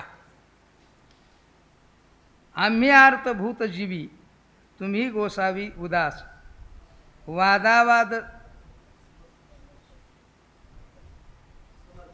समर्थाशी कशानशी करावा. आम्ही मरो एरझारी, स्वामी घरी बैसले. तुका म्हणे करिता वाद, काही भेद कळेना. आम्ही अर्थभूत आम्ही आमच्या जीवी म्हणजे जीवामध्ये आम्ही अर्थभूत आहोत देवा तुमच्याकरता, आणि तुम्ही गोसावी उदास. असं काही बरोबर नाही. म्हणजे आम्ही भक्ती करायची आणि तुम्ही काहीच नाही द्यायचं, तुम्ही उदास असायचं, असं नाही. काही महाराजांना भेटायला गेलं की आपण दर्शन वगैरे घेऊन बसलं ना, ते त्यांचं मोबाईल बघत असतात. काही मंडळी तर अत्यंत सात्विक असलेले ते वाचतच बसतात. ते बसला अर्धा तास बसून दर्शन घेऊन, आता हे बोलत नाहीत म्हणून तो बोलतो. ते बोलल्यानंतरही बोलत नाहीत, इतके उदास असतात ते. कारण आत्मरंगामध्ये रंगलेले असतात. परिणाम काय त्याचा? त्याला वाटतं आता इथं थांबणं काय बरं नाही, चला जाऊ द्या. तसं देवा तुम्ही जर असाल तर हे काय बरोबर नाही. तुमची उदासता आमच्याकरता, आमच्या अर्थभूततेला ती निस्तेज करणारी आहे. त्याकरता आम्ही आमच्या जीवामध्ये आर्तभूत आहोत आणि तुम्ही गोसावी, गोसावी म्हणजे मालक, जगाचाच मालक आहे देव, त्याच्यात काही प्रश्नच नाही, आणि तुम्ही उदास, हे बरोबर नाही. वादावाद समर्थाशी हे काही शक्य नाही. माणसं वादच करायचा झाला तर म्हणजे नडतात. पण गंमत अशी आहे, सांगतात त्याला, तू कोणाला बोललायस माहिती आहे का, फार मोठा मनुष्य आहे तो मोठा कशाचा, तो तर 5.5-6 फुटाचाच होता. नाही नाही, त्याची संपत्ती एवढी आहे, पैशाने एवढा मोठा आहे तो, की या गावापासून त्या गावापर्यंत सगळी जमीन त्याची आहे, तू त्याला भांडलायस, आता काही खरं नाही.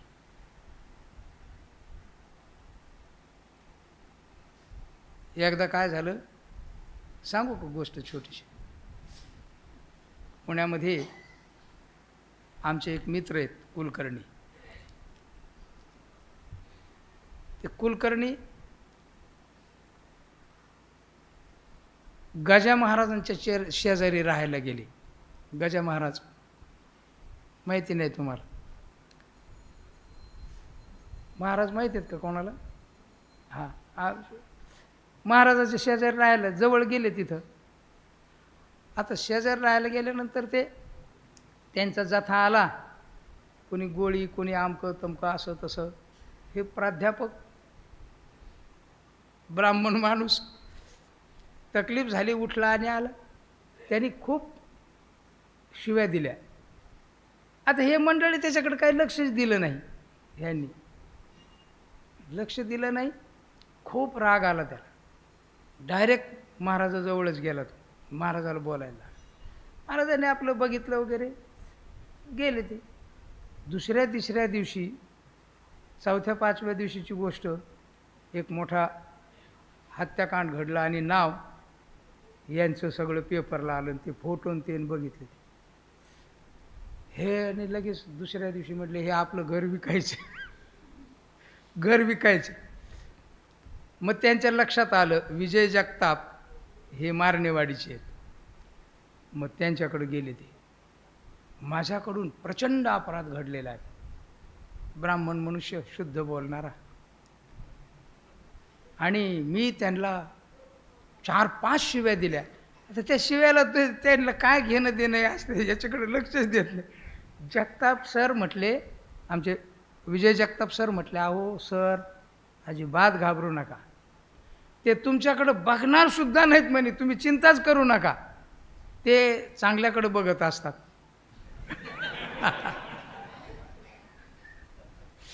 नाही, पण विजय तू चलच. शेवटी जगताप सर मला म्हटलं, अहो काय करायचं? म्हटलं ठीक आहे, आता ते त्या निमित्ताने महाराज तरी बघायला भेटतील मला निदान, जाऊ म्हटलं. गेल्यानंतर आता विजय जगतापाचं ते नात्यातलं सगळं. मग विजय जगतापांनी त्याने सांगितलं, हे आमचे सर आहेत, आणि त्या सरांनी सांगितलं, मी 4 दिवसामध्ये हे घर विकतो आणि मी लांब जातो कुठेतरी, तुम्ही अजिबात, तुम्हाला मी शिव्या दिल्या. ते म्हटले, तुम्ही मला शिव्या दिल्या? कधी दिल्या? तुमच्या ध्यानात सुद्धा नाही? ते म्हटले, असलं ध्यानात सुद्धा नसतं आमच्या. हो, पण हे प्रचंड घाबरलेले होते, इतके घाबरले होते. त्यांनी आश्वासन दिलं, तुम्हाला जर या परिसरात कोण काय म्हटलं तर मला सांगायचं, काळजी करायची नाही, तुम्हाला जेव्हा वाटेल तेव्हा मला शिव्या द्यायच्या, काही काळजी करायची नाही. हो, तेव्हा ते बरं वाटलं. आणि मग जेवण केलं त्यांनी. दुसऱ्या दिवशी संध्याकाळी, तोपर्यंत जेवली सुद्धा नाही. समर्थाबरोबर वादावाद करायची नसते. हो, तो प्रसंग मला फार आवडतो, म्हणजे आठवतो बऱ्याच वेळेला. आवडत नाही पण आठवतो. बरं, गंमतच आहे ना खरंच. पण हे सुद्धा मंडळी मोठेच आहेत, अशाकडे लक्ष देत नाहीत, हे सुद्धा चांगले. म्हणून बुवा मंडळीला कोणाला घाबरायचं काम नाही. हे छाटछूट इथली इथं उगीच द्वेष करून भांडणं करत असतील, त्यांचं सोडून द्यायचं. पण गंमत आहे, समर्थाबरोबर वादावाद करणं चांगलं नाही. देवा, बरं काय मिळेल? समर्थाशी वादावाद कशानशी करावा, कशा करता करावा? समर्थाला वादावाद केल्यानंतर काही मिळत नाही, पण समर्थावर प्रेम केलं किंवा समर्थाला प्रसन्न केलं तर मात्र काहीतरी मिळतं. ही गोष्ट आहे. म्हणून आम्ही मरो एर झारी, स्वामी घरी बैसले. आम्ही एरझाऱ्या एकतर पंढरपूरच्या एरझाऱ्या करायच्या आणि जन्ममरणाच्या इतक्या सगळ्या एरझारा आम्ही करायच्या, आणि तुम्ही मात्र खुशाल बसावं उदास होऊन, हे मात्र देवाबरोबर नाही. तुका म्हणे करिता वाद काही भेद कळेना. मी इतका वाद केला तरीसुद्धा देवाचा भेद कळत नाही, म्हणजे देवाचं अंतर कळत नाही, म्हणजे देवाचं अकलत्व कळत नाही, असा एकंदरीत भाव आहे असं मला वाटतं. चुकला असला तर क्षमा करा. पुसावे ते ठाई आपुला आपण, अहंकारा शून्य घालून या. एर वागजाळ मायेचा अहंकार, वचनासी भार अज्ञानते. फळ तेची बीज, बीज तेची फळ, उपनावे मूळ न पालटे. तुका म्हणे अवघे गव्हाचे प्रकार, सोने अलंकार मिथ्या नाव. पुसावे ते ठाई आपुल्या आपण, आपुल्या आपण पुसावे ते ठाई. आणि कसं? अहंकारा शून्य घालून या. अहंकाराला शून्यात घालून या किंवा अहंकारावर शून्य घालून या, असं दोन्ही करता येईल. संसाराच्या नावे घालून या शून्य जसं आहे ना, हो तसंच हे अहंकारा शून्य घालून या. अहंकाराला शून्यात घालावं. शून्यात घालावं म्हणजे कोणच्या शून्यात घालावं? तर शून्य किती आहेत? एक शून्य आहे गणिताचं, दुसरं शून्य आहे बौद्धाचं, तिसरं शून्य आहे माया, चौथं शून्य आहे ब्रह्म परमात्मा. मग महाशून्यामध्ये त्या अहंकाराला लिहून नेऊन पोहोच करावं. म्हणजे काय करावं? तर अज्ञान निवृत्तीपूर्वक आत्मप्राप्ती केली की देहादी अध्यासासह वर्तमान असलेला जो अहंकार तो सगळ्याच्या सगळा महाशून्यामध्ये जाऊन पोहोचतो. म्हणून अहंकाराला शून्यात घालावं किंवा अहंकाराला शून्य द्यावं. अहंकार आहे ना, त्याला किंमतच द्यायची नाही. मग काय करायचं? देहाच्या बाबतीमध्ये अहंकार विवर्जित व्हायचं, जीवाच्या बाबतीमध्ये अहंकार विवर्जित व्हायचं. कोणी समजा आपल्याला धक्का मारला तर मारला, ठीक आहे, वा चांगलं केलं बरं का, हो आपली मजबूती त्यांनी बघितली असं समजायचं आणि पुढे जायचं. कोणी शिवी दिली, आपलं अंतःकरण किती मजबूत आहे हे बघितलं त्यांनी असं समजायचं आणि पुढे जायचं.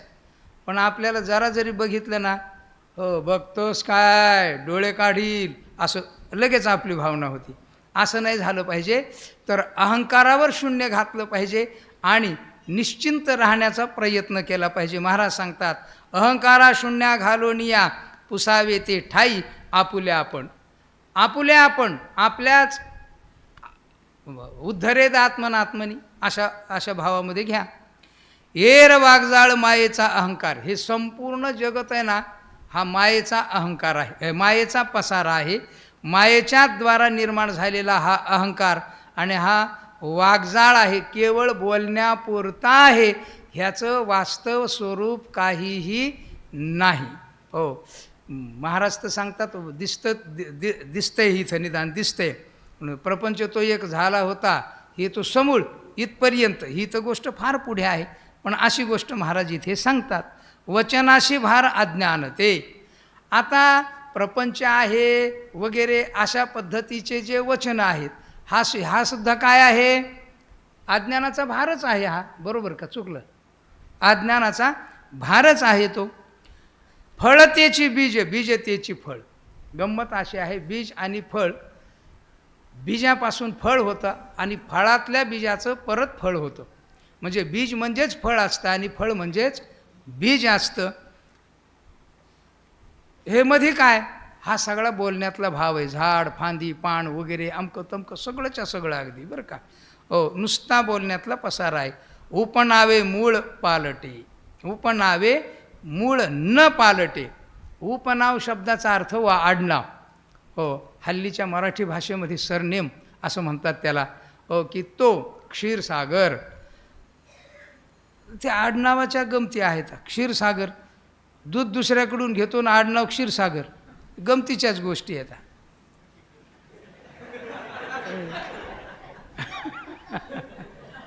बरं, याचा अर्थ नुसता क्षीण आहे हा. महाराज सांगतात की बीज आणि फळ, फळ आणि बीज. जर बीज नसेल तर फळ कसं, आणि फळ जर नसेल तर त्यातल्या बीजाशिवाय वृक्ष कसा आणि फळ कसं. म्हणून बीज तेच फळ आहे. मग बीज आधी का फळ आधी, त्याला सांगायचं फळ म्हणजेच बीज आणि बीज म्हणजेच फळ. महाराजांनी दिलेलं उत्तर आहे ते. बीज आधी का फळ आधी, ते शाकाहारी लोक म्हणतात ना, कोंबडं आधी का अंड आधी, हे काय? अरे कोंबडं म्हणजेच अंड ना अंड म्हणजेच कोंबडं. कोंबडा आधी का अंडा आधी, आधी काय विचारतोस तू? फळ आणि बीज, बीज आणि फळ एकच आहे. हो, असं महाराजांचा या बाबतीत कयास. उपनावे मूळ न पालटे, आडनावानी मात्र काही बदल होत नसतो. किंवा उपनाव म्हणजे उपलक्षणातलं नाव, नावालाच उपलक्षणात घ्यायचं, असं जरी केलं तरी सुद्धा अर्थ जुळेल त्याचा. तुका म्हणे अवघे गव्हाचे प्रकार. आता अंबानीच्या घरामध्ये झालेलं जे फराळ आणि क्षीरसागरबाच्या घरात झालेलं फराळ एकाच गव्हाचं आहे की नाही? गहूच आहे. कोण चपाती खातं त्याला तळून पुरी खातं, गहू मात्र एकच आहे. का त्याच्यात काही बदल आहे? त्यामुळे किती पुढे गेले तर खाऊन खाऊन काय खाताय? म्हणजे ड्रम नाही, ट्रम काय खातो? गहूच. गव्हाशिवाय काय आहे? एक गहू. ते प्रकार 9 असू द्या नाही तर 100 असू देत. हो. आणि मी सांगू का तुम्हाला खरं, जे शहरातल्या बायाच्या हातची चपाती खाण्यापेक्षा खेड्यातल्या बाईच्या हातची चपाती गोड लागते गव्हाची, बरं का? ते गहूच खातात, हे गहूच खातात, प्रकारही तेच. करंजी, अमुक तमुक, आता बऱ्याच गोष्टी आता आपण बघितल्यात. काय गव्हाचाच प्रकार आहे, दुसरं काहीही नाही. म्हणून मूळ आहे काय? गहूच आहे. मूळ ब्रह्मच आहे, दुसरं काही नाही, असा सिद्धांत करा. सोने अलंकार मिथ्या नाव. वास्तविक पाहता सोनं खरं आहे, अलंकार काय आहे? मिथ्या नाव आहे.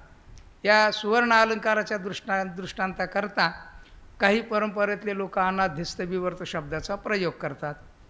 तर हे खरं अनाध्यस्त विवर्त नाही, तर हे विवर्तच आहे, त्याच्यात काही विवाद नाही. हे सगळेच्या सगळे जे दृष्टांत आहेत ना, हे अध्यारोप अपवादामध्ये घेऊन याचा निष्कर्ष करायचा. नाहीतर मग हे वेगळ्या वेगळ्या शब्दाच्या कलाटणी, उड्या आणि परिणाम त्याचा काहीच फल हातात, सैद्धांतिक फल हातात येत नाही काही, अशी गोष्ट होते. ते अनाध्यस्त विवर्त तर हास्यास्पद गोष्ट आहे, गंमतच आहे. पण ते एका चांगल्या विद्वान व्यक्तीनं मांडलेलं आहे आणि त्या सुवर्ण अलंकाराच्या दृष्टांता करताच केवळ ज्ञानोबारांच्या ग्रंथामधल्या सुवर्ण अलंकाराच्या दृष्टांताचा सिद्धांत जुळत नाही म्हणून केलेलं प्रकरण आहे. पण तसं नाही. जगद्गुरू तुकोबारायांनी इथं मात्र अतिशय स्वच्छ सांगितलं, अलंकार दिसत असताना सुद्धा अलंकार नाही तर सोनं आहे. आणि अलंकार हे काय आहे? तर मिथ्याच आहे, त्याच्यात काही विवाद नाही. कारण एक होतो, दुसरा होतो, तिसरा होतो, त्याचाच चौथा होतो, त्याचाच पाचवा होतो. जसं गंधर्व नगर आहे ना, ते आणि हे, त्याच्यात काहीही विवाद नाही. ते विवर्ताचेच दृष्टांत आहेत. एक अत्यंत अभावाचा आहे आणि बाकी विवर्ताचे, असे दृष्टांत आहेत तिथं. फळतेची सोन्या अलंकार मिथ्या नाव, नाव मात्र मिथ्या आहे, अशा प्रकारची गोष्ट महाराज या आपल्या स्वतःच्या आत्मस्थितीच्या पुसण्याकरता बोलतानाचा महाराजांनी निर्णय दिलेला आहे. माझे आता सत्ता आहे तुम्हा पाया हे वरती. माझी आता सत्ता आहे तुम्हा पाया हे वरती. एका विण नेणे दुजा पंढरी राया सर्वांगे. पुरवावी केली आळी जे जे काळी मागेन ते. तुका म्हणे सुटशी कैसा धरुणी दिशा राहिलो. महाराज सांगतात, आता माझी सत्ता तुझ्या पायावरती आहे. सत्ता शब्दाचा अर्थ भाव करा पहिल्यांदा. माझा संपूर्ण भाव तुझ्या चरणावरती आहे, पायावर आहे. आता पाय शब्दाचा अर्थ स्वरूप करायचा आणि माझी सत्ता म्हणजे मी जी जीवत्वाची सत्ता स्वतंत्र मांडली होती, याला ह्या सगळ्याचा मालक म्हणतायत ना, त्या जीवात्म्याला देव. शरीरम यद्वाप्नोती यच्चाप्युत्क्रामतीश्वरा गृहीत त्वैतानि संयाती वायुर्गंधानि वाशयात. इथं सांगताना यत ईश्वर उत्क्रामती, म्हणजे ईश्वर म्हणजे मालक, जीवात्मा, याच्यावर सत्ता. आता ती नाही ठेवली, मग माझी समग्र सत्ता म्हणजे जीवत्व भावासह वर्तमान समग्र सत्ता तुझ्या पायावरती म्हणजे तुझ्या स्वरूपामध्ये मी समर्पित केलेली. अर्थात तुझ्या माझ्यामध्ये भेद राहिलेला नाही, असा त्याचा शेवटचा आणि दुसरा अर्थ. म्हणून माझी आता सत्ता आहे तुझ्या पाया हे वरती, तुम्हा पायावरती हे वरती. एकाविण नेणे दुजा, एकाशिवाय दुजा म्हणजे दुसरा मी अजिबात जाणत नाही. नेणे पंढरीराया सर्वांगे, हे पंढरीराया सर्वांगे एकाविण दुजा नेणे. सर्वांगे, सर्वांगे म्हणजे शरीर भावानी, जीव भावानी आणि आत्मभावानी या सर्व अंगांनी मी तुझ्या अतिरिक्त वेगळा भिन्न असा काहीही नाही. तुझं विश्वरूप माझं स्थूल शरीर, तुझं हिरण्यरूप माझं सूक्ष्म शरीर, तुझं ब्रह्मस्वरूप माझं आत्मस्वरूप, तुझं ईश्वर स्वरूप माझं आत्मस्वरूप आणि तुझं ब्रह्मस्वरूप माझा आत्मभाव, हा सगळ्याच्या सगळा एक आहे. पिंडी ते ब्रह्मांडी अशा स्वरूपाची माझी अभेद भावना तुझ्या स्वरूपामध्ये झालेली आहे. म्हणून हे पंढरी राजा सर्वांगे एकाविण दुजा नेणे. पुरवावी केली आळी, माझी इच्छा मी जी केली ना इच्छा आळी ती पुरवावी. जे जे काळी मागेन ते, मी जे जे मागेन ना ते ते का सर्व अंगाने राहिलो, सर्व अंगाने ते काया वाचा म्हणे झाला विष्णुदास असा. म्हणून तुका म्हणे सुटली सुटशी कैसा धरुणी दिशा राहिलो. आता तुम्ही सांगा देव सुटेल कसा? विराट स्वरूपानी, हिरण्य स्वरूपानी, ईश्वर स्वरूपानी आणि ब्रह्मस्वरूपानी. आता दिशाच राहिल्या कुठे? आणि सगळ्याच दिशा मी अडवलेल्या आहेत. अडवलेल्या आहेत म्हणजे भरून राहिलेलो आहे. अडवणे शब्दाचा अर्थ भरून राहणे. हे माझ्या जागा का अडवलीस तू? म्हणजे बसलेली जागा अडवली, बसणे म्हणजे आटवली. म्हणजे तसा मी संपूर्ण व्यापून राहिलेलो आहे. जाशील कुठे? तुला जाता येणार नाही. हा ज्ञानोत्तर कालातला अत्यंत विशाल अगदी समष्टी स्वरूपाचा प्रेमभाव श्रीसंत जगद्गुरु तुकोबाराचा अखिलकोट ब्रह्मांड नायक परमात्म्याच्या ठिकाणी आहे. आणि त्याच बाबतीत महाराज बोलत आहेत. फावले ते तुम्हा मागे नव्हतो लागे पावलो,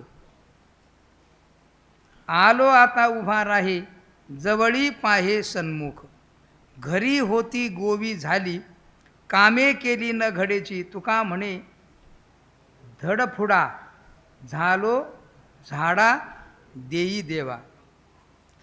फावले ते तुम्हा मागे, तुम्हा मागे फावले नव्हतो लागे पावलो. वेळ झालाय का? हां असं आहे का? हे देवा, मी जोपर्यंत भक्तीमध्ये लागलो नव्हतो तोपर्यंत तुम्हाला शांतता होती. देवाच्या भक्ताच्या भक्तीना सुद्धा देवाला शांतता लाभत नाही. म्हणजे भक्ताचे कामं करावे लागतात असा त्याचा अर्थ. देव जेवायला बसले हा काही तीच गोष्ट परत परत येते. जे जेवणसुद्धा देव जेवत नव्हते. असा तुम्हाला कुठल्या प्रकारचा त्रास नव्हता. आलो आता उभा राही, मी आलोय आता, आता तुम्ही उभा राहा. जवळी पाहे सन्मुख. जवळी म्हणजे एकदम जवळ, समोर माझ्या. सन्मुख म्हणजे समोर. हे देवा तुम्हाला मी बघतो आहे, किंवा तुम्ही मला तुमचं स्वरूप दाखवा.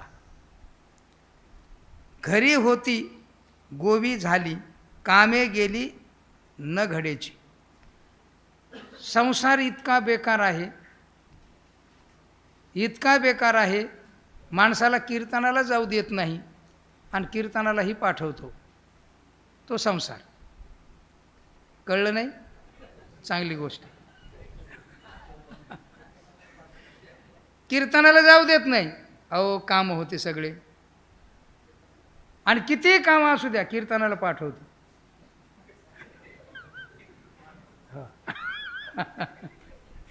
का हो महाराज तुम्ही अष्टादशात आले नाही? अहो इतके कीर्तनाला का म्हणजे कशा करता पळाला? केवळ संसार, दुसरं कशा करता? हे कीर्तन करता कीर्तन आहे का? आमचे जे कीर्तन आहेत ते कीर्तन आहेत का? नाही. महाराज सांगतात हे काय? घरी होती गोवी झाली. ते असे ब्रह्मचारी माणसाचं निराळं, त्यांना काय वेळच वेळ. हो, पण आमच्यासारख्याचं अवघड आहे ना. घर हे सगळं सांभाळायचं. हो, पैशाने आणले तर पंचायत होती. म्हणजे संसार इतका बेकार आहे. कीर्तनाला जाऊन कीर्तनात नसतो, हे संसाराचं स्वरूप आहे. आणि कीर्तनालाच जाता येत नाही, हे संसाराचं स्वरूप आहे. म्हणून गोवी अत्यंत बंधन होतं. कामे बोली न घडेची. पण आता मात्र मी रिकामा झालो, आता मी सगळ्याला टाकलं आणि आता तुमच्या मागं लागलो मी. आता तुम्हाला सुट्टी नाही. हो, तुका म्हणे धडफुडा झालो झाडा देऊनी. झाडा देऊन झडफुडा झालो. आता तुमच्या मागं लागलो मी. आता मला कुठल्याही प्रकारची बंधनं राहिलेली नाहीत. आता नये बोलो आभेराची मात, बाळावरी चित्त असो द्यावी. तुझा का सांगणे लागे हा प्रकार, परी हे उत्तर आवडीचे. न वंची वो काही एकही प्रकार, आपणा अंतर नकामज. तुका म्हणे मोह राखावा सतत, नये पाहो अंत पांडुरंगा. आता मी तुमच्या मागे लागलेलो आहे. आता मला कुठल्याही प्रकारची अडचण राहिलेली नाही. म्हणून आता नये बोलू अभेराची मात. आता तुम्ही अभेराची मात बोलू नका, माझा अभेर करू नका. बाळावरी चित्त असू द्यावे. मी तुमचं बाळ आहे. वात्सल्य भावाचा संपूर्ण या ठिकाणी हे सगळ्या अभंगाला जवळपास वात्सल्य भावाचा सुगंध आहे. चित्त असू द्यावे बाळावरी, माझ्यावर तुमचं चित्त असू द्या. तुझं का सांगणे लागे हा प्रकार. देवा तुम्हाला का सांगावं लागतो का हा प्रकार सगळा? हो, परी हे उत्तर आवडीचे. पण हे उत्तर जे आहे तुमच्याबरोबर माझा हा जो सवंगडी भाव आहे, हा माझा जो प्रेमाचा भाव आहे, त्या प्रेमाचा भाव मी या ठिकाणी सांगितलेला आहे. न वंचितो काही एकही प्रकार, आपण अंतर नकामच. एकही प्रकार न वंची काही, आपणा अंतर नकामच. मला आपला अंतर देऊ नका. तुका म्हणे मोहे राखावा सतत. मला मोहामध्ये माझ्यावर मोह तुमचा राखावा. नये पाव अंत हे पांडुरंगा, कुठल्याही प्रकारचा अंत माझा पाहू नका. हा शेवटचा अभंग घेऊ आणि इथंच थांबायचे. ठीक आहे. झालेली सेवा परमपूजनीय गुरुवर्य गुरुजींच्या सत्तेतून श्री संत ज्ञानोबारांच्या चरणी समर्पित करतो. गुरुजींच्या समोर बसून, गुरुवर्य कुंभार गुरुजींच्या समोर बसून, श्री गुरु साखरे महाराजांच्या समोर बसून जे 4 शब्द श्रवण करण्याचा योग आला, त्याच्यातून आपल्यासमोर हे बोलता आलं, अन्यथा बोलता आलं नसतं. अशी नाहीतर तसं जर बघितलं तर माझं नाव नुसतं पंडित आहे, पण मूर्खतेचा कळस आहे. आपल्यासमोर 4 शब्द बोलण्याचा जो योग, तो एरवी तरी मी मूर्खू, जरी झाला अविवेकू नाही, जरी आहे अविवेकू, तरी गुरुजींच्या कृपाप्रसादाचा परिणाम. गुरुजी एक आत्मबोध संपन्न महापुरुष होते आणि त्यांच्या कृपाप्रसादाचा परिणाम, त्यांच्या शब्दाचा परिणाम मला थोडंफार बोलता येतं. आणि ज्या जगण्यामध्ये माझ्या ऊर्जा आहे ना जी, हो, ती ऊर्जा संपूर्ण गुरुजींचीच आहे. त्याच्यात काहीही विवाद नाही. गुरुजीशिवाय मला कुठल्याही प्रकारची ऊर्जा, जी ऊर्जा जिथून जशी येते ती गुरुजींच्याच कृपाप्रसादाने येते. आणि गुरुजींची ही कृपा आहे शब्दाचं ज्ञान, जगण्याचं ज्ञान, घरदार संपूर्ण जे आहे ना ते गुरुजी आहे. त्यामुळं आपल्यासमोर जे 4 शब्द बोललो त्याच्यात जर चुकीचं असेल तर ते संपूर्ण वैयक्तिक पठ्याचं आहे, आणि जर बरोबर असेल तर ते मात्र सगळंच्या सगळं गुरुजींचंच आहे. ही गोष्ट तुम्हाला मी आवर्जून सांगतो. परवा आदिनाथ महाराज सटले गुरुजींचं एक कार्यक्रम झाला मोठा, बरं का. तुम्हाला ते नाही येणं होत तुमच्याच्याने, पण खूप सुंदर कार्यक्रम झाला. त्याच्यात ते गुलाम खानचं गाणं होतं, तुम्ही ऐकलं असेल बरेच जण. पहिला शब्द बोलला तो मुस्लिम मनुष्य, रे ते मूळचे ब्राह्मण आहेत, पाकिस्तानात गेले, मुसलमान झाले. रशीद खान बी ब्राह्मणच, ते त्यांचा इतिहास आहे जुना, असं आपल्याला काय घेणं देणं नाही. पण आजच्या काळामध्ये त्यांनी सांगितलं, जो भी मेरी गलती होगी वो मेरी होगी, और जो खूबसूरत होगा इसमें वो सब मेरे खां साहेब का होगा. किती म्हणजे समर्पण भाव लागतो. गाणं वाजवणं हे सुद्धा एवढं काय टाकाव गोष्ट नाही आहे, ती किती महत्त्वपूर्ण आहे. आणि त्यांचीसुद्धा गुरुच्या प्रती किती कृतज्ञ भावना आहे.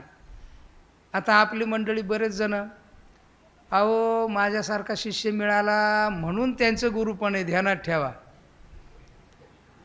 असे म्हणणाऱ्या टिंबमध्ये 2-4 शिव्या येतात. आणि अवलाद हा शब्द आहे त्याच्यात, सांगतो आत्ता सध्याही वारकरी संप्रदायामध्ये आहेत. ही गोष्ट अत्यंत चुकीची आहे. गुरु समर्पण, गुरुसिद्धी नितांत गरजेची असते. त्याशिवाय आपल्या जीवनात जगण्याचीही ऊर्जा नसती तर मरणाचं दुःख तर निघतच नाही, हे ध्यानात ठेवा. म्हणून गुरु ही सर्वतोपरी असणारी घटना आहे.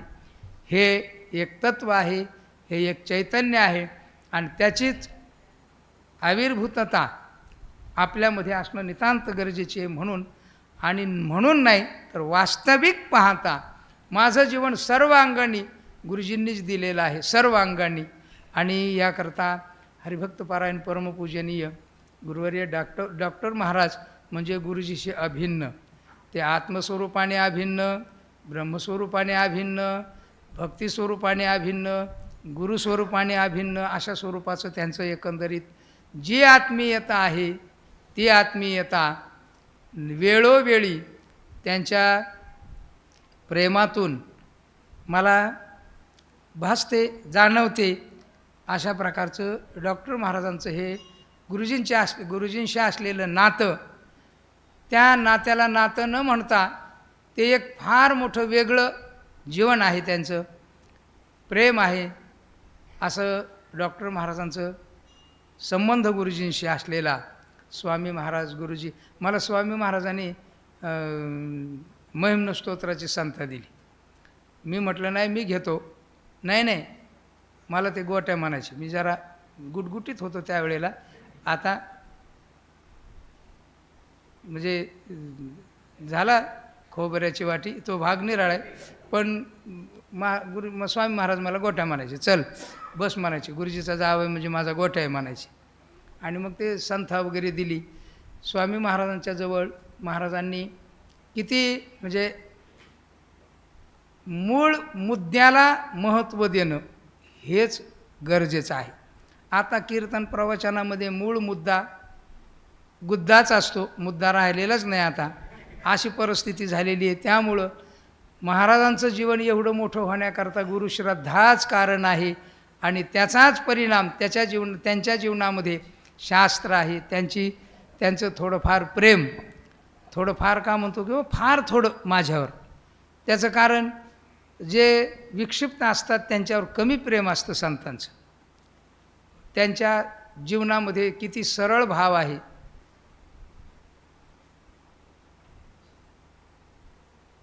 एक मित्र आहे आमचा, तो म्हटला तुला काय वाटत नाही मी कोण आहे ते कळत नाही तुला. मला म्हणला तू शांत राह, जरा नीट राह. काय चुकलं? अरे डॉक्टर महाराज माझ्या पाया पडतात. खरंच ना, असं तुला कळत नाही, तू पाया पडत जाय माझ्या. ठीक आहे, पाया पडेल मी. त्याला म्हटलं अरे डॉक्टर महाराजांना काही कळत नाही रे.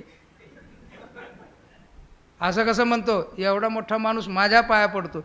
एवढा मोठा भ्रम झालाय त्याला, इतका मोठा भ्रम झाला.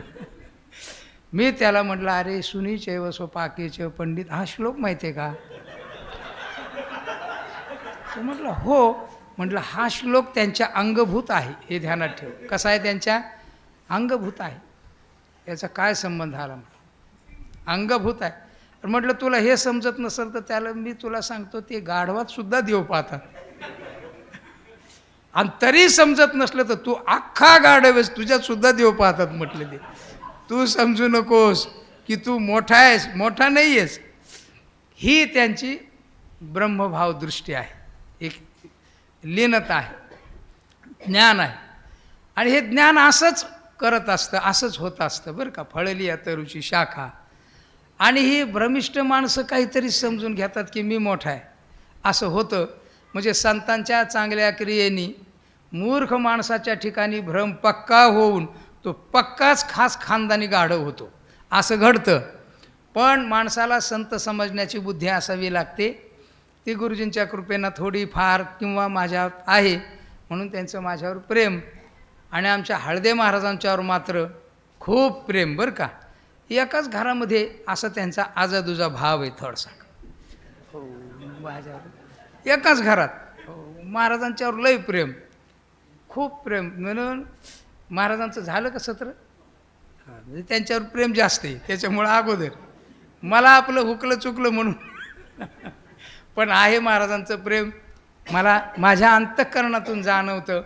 म्हणून तुमच्यासमोर जे शब्द बोललो त्याच्यात काही चुकलं असेल तर माझं बरोबर असेल. गुरुजींचं या ठिकाणी सेवेला विराम. कवरदा हरी विठ्ठल श्री ज्ञानदेव माऊली ज्ञानेश्वर महाराज की जय. जगद्गुरु तुकाराम महाराज. रामकृष्ण हरी. सर मी एक हे गाथाचा अष्टादशा होता माझ्याकडे सांगायचे, अभंग दिले होते. मी आता